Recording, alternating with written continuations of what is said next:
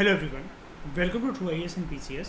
Continue करते हैं हम लोग अपनी रवि पी अग्रहारी की बुक की डिस्कशन को। और इस लेक्चर में बात करेंगे indigenisation of technology and developing new technology. अगर आप इस हेडिंग को ध्यान से देखो, इस हेडिंग को पढ़ने के बाद प्लस ये जो है चीज़ है कि इंडिजिनाइजेशन ऑफ टेक्नोलॉजी, तो ये सिर्फ आज की चीज़ नहीं है, क्योंकि इसमें सबसे पहले तो देशी टेक्नोलॉजी की बात हो रही है। तो हमें थोड़ा सा जानना पड़ेगा इंडिया के अंदर टेक्नोलॉजी की डेवलपमेंट एंशिएंट इंडिया में, मेडिवल इंडिया में, मॉडर्न इंडिया में, जिसके 3 फेजेस है, और कुछ इंडियन साइंटिस्ट और उनका कंट्रीब्यूशन क्या रहा है। ठीक है, जब आप ये इतना जान लोगे इम्पॉर्टेंट चीज़ें, अगर आप इस हेडिंग को ध्यान से देखो, indigenisation of technology and developing new technology, और जो कॉन्ट्रीब्यूशन मैंने अभी आपको दिखाया इंडियन साइंटिस्ट वगैरह का, वो टॉपिक आपका सीधा सीधा जीएस पेपर 3 के अंदर जो है ये टॉपिक कंप्लीट हो रहा है, indigenisation of technology and developing new technology. इसी के साथ साथ achievement of Indians in science and technology, ये वाला टॉपिक। तो यानी कि सिलेबस के इस पॉइंट से ये टॉपिक आपका टिक हो जाएगा, और इस चैप्टर को पढ़ने के बाद आपका ये 2 टॉपिक टिक हो जाएंगे, science and technology and their applications and effects in everyday life. ये तो आपने पढ़ ही लिया वैसे भी अभी, और ये 2 सिर्फ एक पहले चैप्टर से आपके मीन्स के 2 पॉइंट कवर। ठीक है, ये फायदा है इसका। तो देख लो, सेम लिखा हुआ है, indigenisation of technology and developing new technology. देख लिया इस वाले पॉइंट को। अब यहाँ पर देखो, indigenisation of technology and developing new technology. तो चलो स्टार्ट करते हैं। जीएस पेपर 3 का सिलेबस का एक पार्ट कंप्लीट हो जाएगा हमारा कॉम्प्रिहेंसिव तरीके से।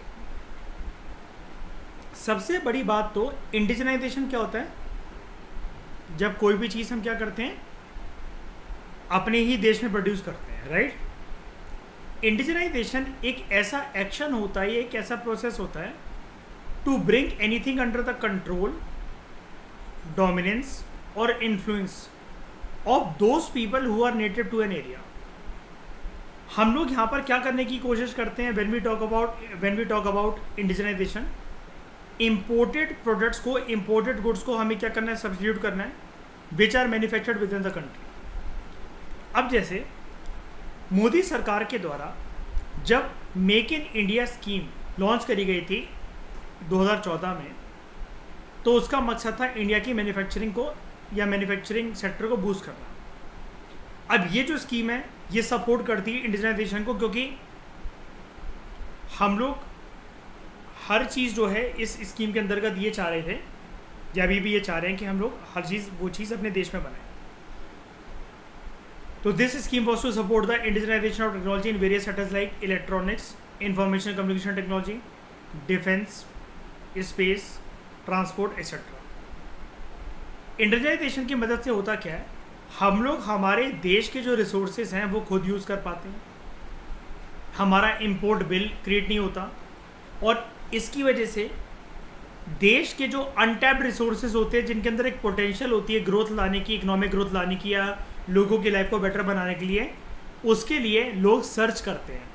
जब वो सर्च करते हैं, ढूंढते हैं, इन्वेंट करते हैं, चीज़ों को एमलगमेट करके एक नई टेक्नोलॉजी बनाते हैं, उसकी वजह से ज़िंदगी जीना, ज़िंदगी चलाना आसान हो जाता है। लोगों को उसके लिए क्रेडिट भी मिलता है in terms of patent rights वगैरह, और सबसे बड़ी बात तो ये पूरी कंट्री को फ़ायदा होता है, बिकॉज इम्पोर्ट बिल हमारे कम हो जाते हैं। तो due to use of our own natural resources, वो चीज़ें जो देश में फिर बनती हैं उसके बाद वो चीपर हो जाती हैं, and they are easy to use, easy to harness.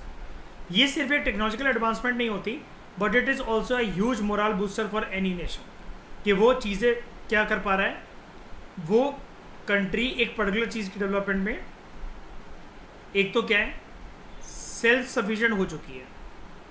Self sufficient होने के साथ साथ हो सकता है उस कंट्री के पास उस चीज़ का फिर अल्टीमेटली बफर स्टॉक हो, और बफर स्टॉक जब भी किसी कंट्री के पास होता है तो कंट्री को फिर इंपोर्ट नहीं करवाना पड़ता, कंट्री एक पोजीशन पे आ जाती है, now it is able to export. जैसा कि हमने टेक्नोलॉजी की मदद से ऐसा करा, बताओ एग्रीकल्चर की फील्ड में कौन सी टेक्नोलॉजी 1960s में, HYV variety of seeds,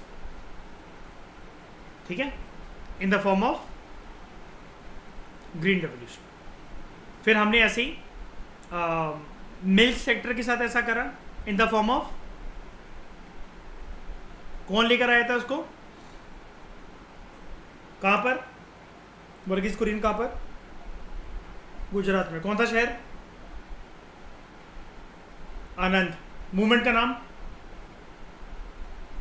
Amul, the taste of India. तो science has always made work so easier and even more efficient over the period of time. Advantages क्या होते हैं इंडिजिनाइजेशन टेक्नोलॉजी के? एक तो इसका बहुत बड़ा इम्पैक्ट साइकोलॉजिकल होता है। अब ये आप कहोगे साइकोलॉजिकल इम्पैक्ट कैसे? साइकोलॉजिकल इम्पैक्ट ऐसे कि इन द फॉर्म ऑफ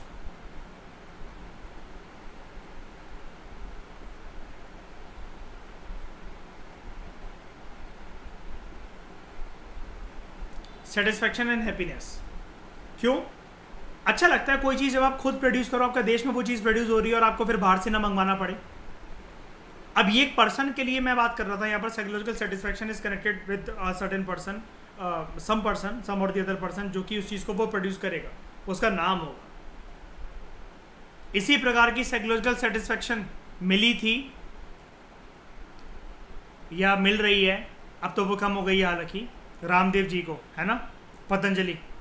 सारे बुड्ढे दीवाने, श्रेय ब्रश कर रहे हैं तो पतंजलि हैं, साबुन लगा रहे हैं तो पतंजलि, नमकीन खा रहे हैं तो पतंजलि, बिस्किट खा रहे हैं तो पतंजलि, दातुन कर रहे हैं तो पतंजलि, एलोवेरा पतंजलि, चाय कौन सी पियोगे पतंजलि, दलिया कौन सा खाओगे पतंजलि, मैगी तक, लिपस्टिक आ रही है, मैगी तो बहुत दूर की बात है, लिपस्टिक कौन सी, हम अपनी बुढ़िया को लिपस्टिक लगाएंगे पतंजलि, होठ पे फंगस हो गई पता चला।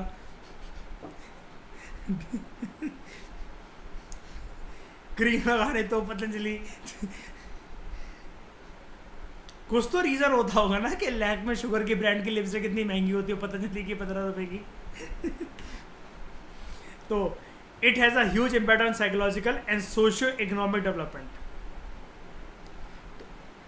उसके बाद नई नई अपॉर्चुनिटी ओपन होती है इसकी वजह से for various jobs in manufacturing other sectors, और वो जॉब लोकल इंडियंस को या लोकल लोगों को ऑफर करी जाती है। हम क्योंकि इंडिया के कंटेक्स्ट में पढ़ रहे हैं इसलिए हम बात इंडिया का एग्जाम्पल मैं ले रहा हूँ, उसी की बात हम कर रहे हैं। It will also make the product very cost effective and much cheaper for the same quality of product अगर आप उसको इम्पोर्ट करवाते हैं। अभी जैसे बात चल रही है, जो सितंबर में 9 सितंबर को आईफोन का जो इवेंट होने वाला है, टाटास ने इस बारी रिस्पॉन्सिबिलिटी ली है ना, बेंगलोर में 3 जगह पर अलग अलग 3 कंपनी को दी गई है। टाटा उसमें से सबसे ज़्यादा आईफोन बना रहा है, मैन्युफैक्चर कर रहा है इंडिया में। अगर ये चीज़ 15 में ही आ जाती है, कि अब अंदर की बात किसी को नहीं पता कि उन्होंने 16 की रिस्पॉन्सिबिलिटी थी कि 15 की, आईफोन 15 अगर सच में देश में हमारे प्रोड्यूसर होगा तो इस बार आईफोन सस्ते आएंगे। आईफोन महंगे इसलिए होते हैं, लोग इसलिए अक्सर जब कोई अमेरिका जा रहा होता है, उनका रिश्ता रह रहा होता है या अमेरिका से आ रहा होता है, कोई दुबई जा रहा होता है, तो वो उधर से आईफोन मंगवा लेते हैं ये कहकर, ये एप्पल के प्रोडक्ट्स के वहाँ पर वो सस्ते होते हैं, हमारे देश में बहुत महंगे पड़ते हैं।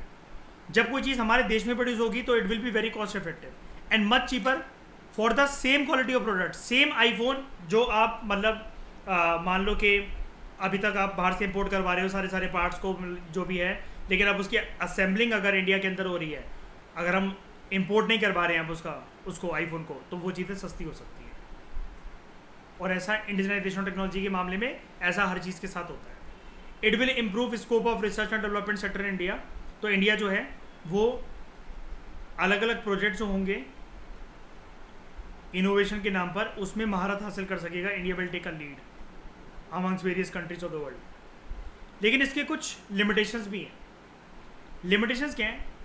इंडिजिनस टेक्नोलॉजी जो है वो सस्ती तो हो सकती हैं, लेकिन ये भी हो सकता है कि वो दूसरे टेक्नोलॉजीज़ के मामले में वो फिर इन्फीरियर हो और उनका फिर ग्लोबल मार्केट के अंदर इतना नेम ही ना हो।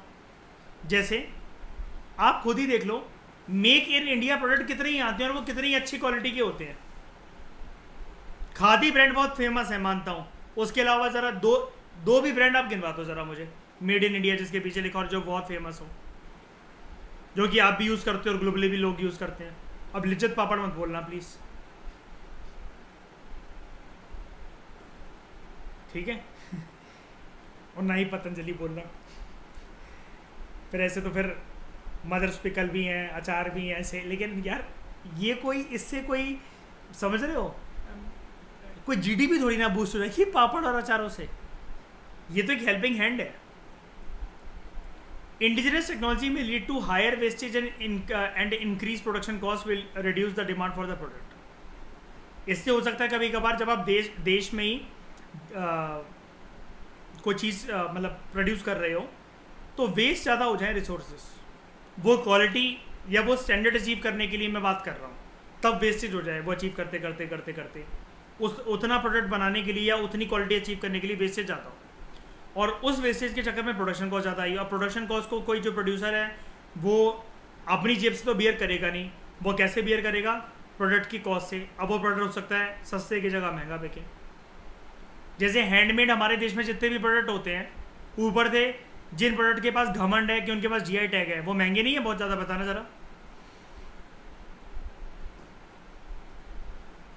पश्मीना शॉल की बात कर लो आप चाहे, या फिर चंदेरी साड़ी, एक एक धागा इसका हाथों से बुनकर बनाया जाता है ना, तो ये महंगी होती है।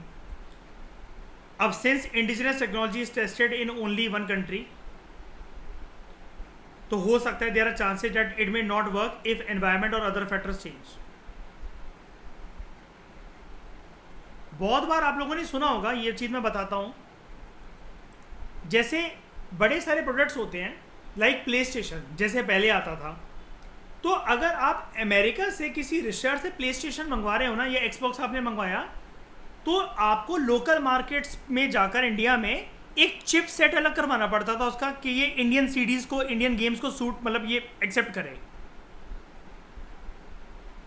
ऐसा आईफोन के साथ भी होता है श्रेया, अगर आपने सुना हो, मतलब बाहर से अगर आपने आईफोन किसी कंट्री से मंगवाया ना, तो आपको एक मतलब कुछ कहते हैं कि कुछ पैसे देकर उसको अनकोड करवाना पड़ता है, पता नहीं, मुझे नहीं पता उस प्रोसेस को क्या कहते हैं, कि हो उसमें तब तक आपकी हिंदुस्तान की सिम कार्ड नहीं करेगी जब तक आप वो एक चीज़ को चेंज नहीं करवाओगे उसके अंदर।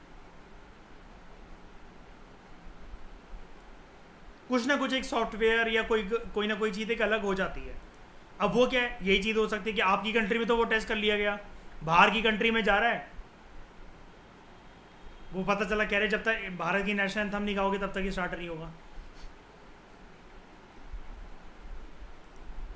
तो वही चीज़ है कि इंडिजिनस टेक्नोलॉजी जो है, since it is tested in only one country, chances ये हो सकते हैं it may not work if the environment और अदर फैक्टर्स चेंज। आपके देश में अगर ये भी हो सकता है कि कोई चीज़ टेम्परेचर के हिसाब से बनाई गई है, आपकी कंट्री कौन सी है, हिंदुस्तान की, कैसे हिंदुस्तान का वो कैसा है, कहाँ लाया करता है, ये बताओ।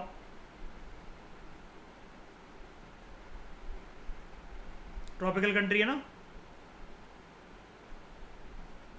और सेम प्रोडक्ट अगर कोई ट्रॉपिकल कंट्री के बनाओ, ट्रॉपिकल कंट्री के लिए बनाओ, तो ज़रूरी है वो टेम्परेट कंट्री और उसके अंदर वो वर्क करे? नहीं। अगर ऐसा होता तो स्पेस में, इंटरनेशनल स्पेस स्टेशन में, ये लोग फिर ये पापड़ अचार और ये सब क्यों नहीं लेकर जाते हैं? इनके जो पैकेज फूड्स होते हैं बहुत अलग होते हैं, आपने देखा होगा वीडियोस, मैंने यूट्यूब पे भी आपको एक बार दिखाया था आप लोगों को। आपको पता ना कि हर चीज़ जो पैकेट में जो चॉकलेट वगैरह जो होती है, बहुत एस्ट्रोनॉट्स की बहुत अलग होती है, अलग पैकेजिंग इसकी होती है। रशिया से वो फूड बनकर आता है जनरली।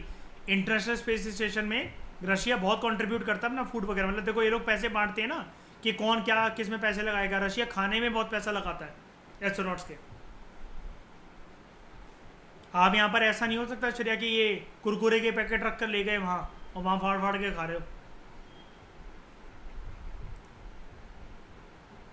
ठीक है। Development of new technologies. Bharat की आज़ादी के बाद से ही India has been working immensely towards becoming self sustained nation, और उसने इंटीग्रेट कर दिया है इंडिजिनाइजेशन ऑफ टेक्नोलॉजी को with various sectors of the economy. जो हमारा सपना कंप्लीट भी हुआ, हो रहा है और हुआ भी काफ़ी हद तक, which was completed in 5 phases, ताकि हमारे देश में ये जो विज्ञान है और टेक्नोलॉजिकल जो एडवांसमेंट की जो मुहिम है इसको आगे बढ़ाया जा सके। फेज़ वन में हमने फोकस करा टुवर्ड्स बिल्डिंग रेलिवेंट इंफ्रास्ट्रक्चर जो कि देश के लिए ज़रूरी हैं, और इसमें से कौन कौन से इंफ्रास्ट्रक्चर थे बताओ? Roadways and railways. अब आप ये मत कहना कि अंग्रेज तो खुद बनाकर चले गए थे रेलवेज, क्या पूरा देश कनेक्टेड था रेलवे नेटवर्क से? बताओ, बिल्कुल नहीं। पक्की सड़कें हर जगह थी हमारे देश में, नहीं। दूसरा phase, it included reorientation of various facilities, जो भी लोगों को सहूलियत मिलती हैं दोबारा एक बार उनकी तरफ देखने की ज़रूरत है हमें कि अंग्रेज़ों के टाइम पर वो चीज़ें कैसी थी और अब भारत की आज़ादी के बाद भारत की सरकार को लोगों को बेसिक फैसिलिटीज़ क्या क्या देनी है। अलग अलग जगह पर सीमेंट्रीज बनवाना, पक्की सड़कें बनवाना, पानी के लिए कुएं का इंतज़ाम करवाना, तालाब बनवाना, ये सब चीज़ें बेसिक फैसिलिटीज़।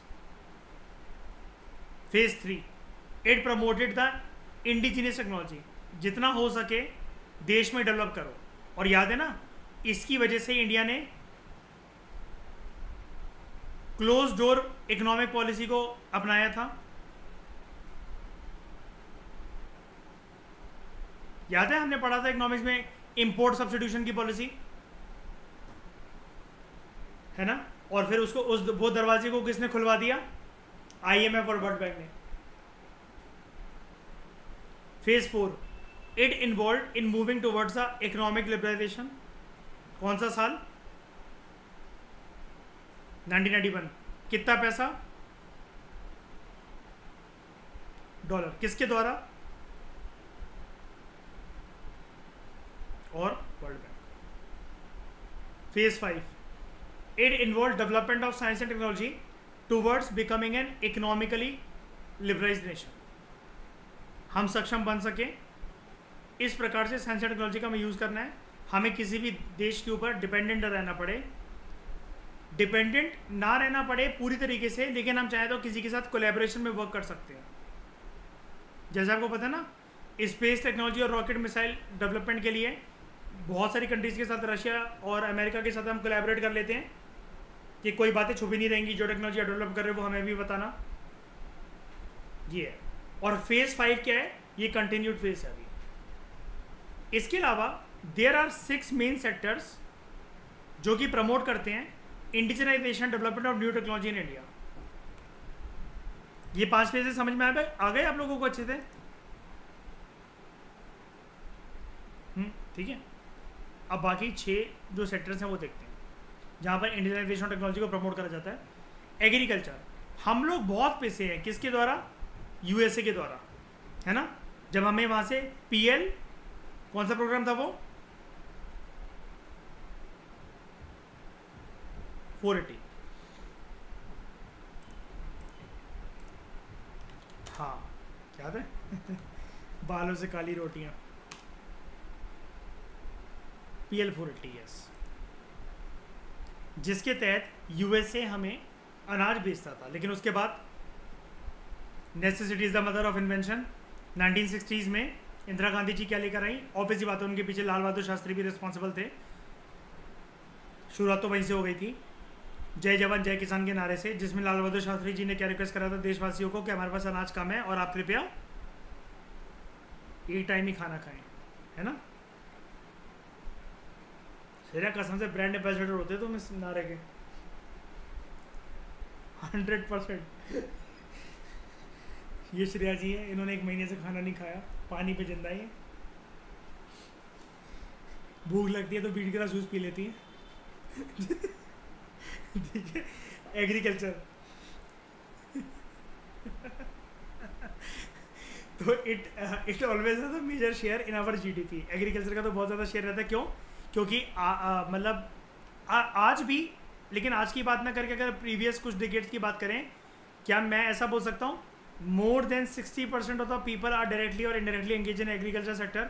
और सबसे ज़्यादा लोगों को एम्प्लॉयमेंट जो देता है वो यही सेक्टर, मतलब देता नहीं है लेकिन लोग एम्प्लॉयड यहीं पर हैं ज़्यादा, खुद से भी देता तो नहीं है वैसे, लेकिन ज़्यादातर लोग खेती बाड़ी करना ही पसंद करते हैं। याद है अभी करंट अफेयर के आर्टिकल हमने पढ़ा था, देखो सोच के देखो, वो 2023 का आर्टिकल है अर्बनाइजेशन का। हमने पढ़ा था ना, अर्बनाइजेशन के कंटेक्स्ट में एक नया आर्टिकल आता है रूरलाइजेशन, है ना, रिवर्स अर्बनाइजेशन। लोग छोड़ छोड़ के जा रहे हैं शहरों को कि हमें नहीं चलाना बैटरी रिक्शा भाई, खेती बाड़ी करेंगे। उसके बाद automobile, it is a leading employment provider in India. और इसके लिए कौन काम करता है इंडिया को इंडिजिनियस बनाने में, ऑटोमोबाइल सेक्टर के डेवलपमेंट में? वैसे तो सारी कंट्रीज कर रही हैं, सॉरी सारी कंपनीज कर रही हैं महारत, लेकिन जो हासिल है वो है महिंद्रा एंड टाटास को, है ना। टाटा सब तो रॉकेट भी बनाने लगा है, दिखाया था मैंने आपको उसका इसरो के साथ बहुत कोलैबोरेट कर रहा है अंडर विच पार्टनरशिप, शाबाश, PPP, public private partnership, defence, prime sector for maintaining security of India, इसमें भी अब पीपीपी मॉडल आ गया, लेकिन हमने बाहर की प्राइवेट कंपनीज को नहीं लिया है, देश की प्राइवेट कंपनीज को लिया है। उसके बाद information and communication technology, it is the fastest growing and the most needed sector in India. Health care और biotechnology, it is an emerging field in the future of science and technology. और space, it is a symbolic significance in the field of science and technology. ये जो 6 sectors मैंने आपको पढ़वाए, agriculture, automobile, defence, ICT, health care and biotechnology और space, ये 6 main sectors हैं जहाँ पर हम लोग इंडिजनाइजेशन और टेक्नोलॉजी को प्रमोट करने की कोशिश कर रहे हैं और नई नई टेक्नोलॉजी को डेवलप करने की कोशिश कर रहे हैं। एक तो हमें दूसरे नेशंस पे डिपेंडेंट ना होना पड़े, और दुनिया में भारत अपना नाम सर्वोच्च लेवल पर लेकर जा सके, टॉप लेवल पर लेकर जा सके कि भारत ने ये चीज़ प्रोड्यूस करी है। आपको पता है ना, इंडिया का ही एक छोटा सा कम उम्र का एक साइंटिस्ट था, उसने कुछ नैनोग्राम का कुछ एक सैटेलाइट बनाई थी, बहुत छोटी सी, 2 करोड़ कम से कम उसके ऊपर खर्चा आया था, क्या था वो पता नहीं, और उसको लॉन्च करा था फिर इसरो।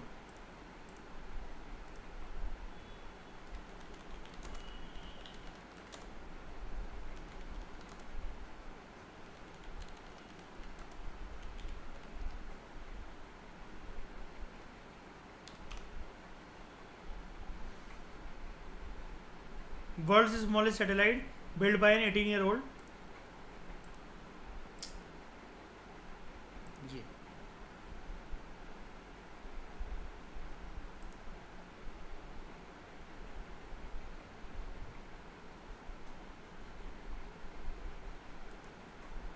और इसको हाँ नासा ने लॉन्च करा था।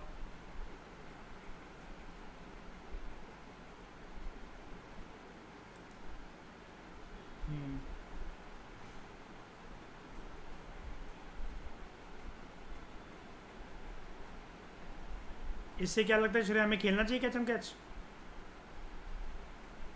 2 करोड़ का सामान है इसके अंदर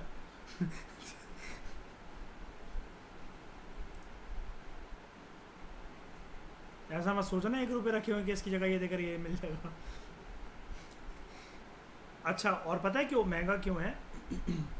बनाने में तो कुछ भी नहीं है, आप तो मयूर ये सोचोगे वेल्डिंग ये तो करवा के पे मैं तो खुद से भी बना लूँ, जो मेरे छत के ऊपर कबाड़ पड़ा हुआ है, ठीक है।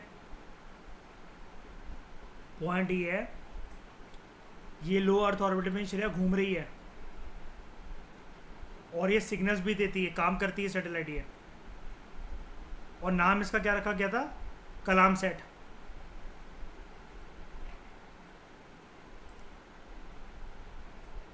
एपीजे अब्दुल कलाम को रिस्पेक्ट देते हुए।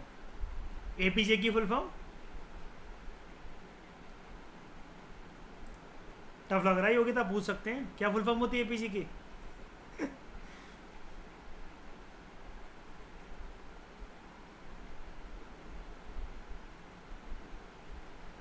निर्वैर, सुगंधा, क्या फुल फॉर्म है एपीजे की?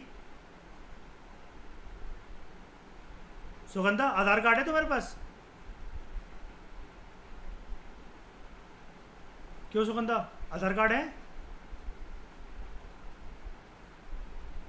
श्रेया, क्या है एपीजे की फुल फॉर्म? नहीं याद आ रही? आपके पास है आधार कार्ड? आज नेशनलिटी छोड़ देना अपनी हिंदुस्तान की अब्दुल पाकिर जहांगीर जैनुलब्दीन कलाम बहुत बढ़िया। इंटरव्यू में बोल देना, वो कहेंगे मैडम पूरा दरवाजा अगले साल आने दो, ठीक है।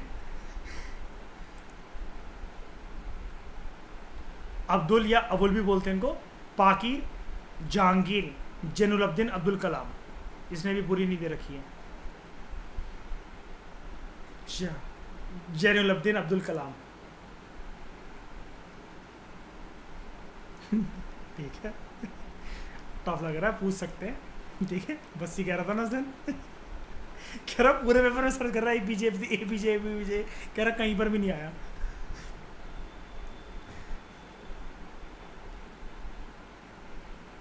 तो इस डिस्कशन में दोस्तों फिलहाल इतना ही। Thank you very much for discussion.